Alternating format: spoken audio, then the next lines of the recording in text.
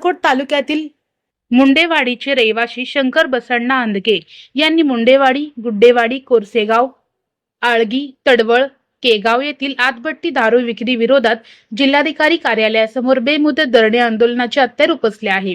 संबंधित गावातील आतबट्टी दारू विक्रेत्यावर तसेच पोलीस वीट अंमलदारांची चौकशी करून कडक कारवाई करण्याची मागणी शंकर बसण्णा अंधके यांनी निवेदनात केली आहे।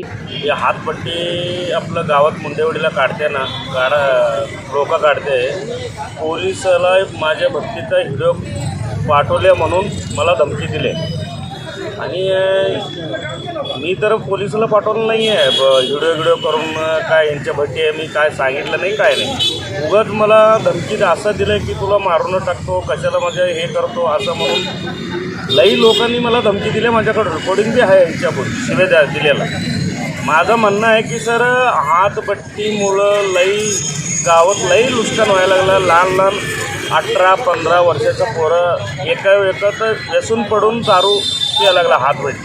हातपट्टी आपल्या गावात आणि अक्कलकोट तालुक्यामध्ये किती आहे सगळं बंद करायला पाहिजे, माझा एवढा विनंती आहे।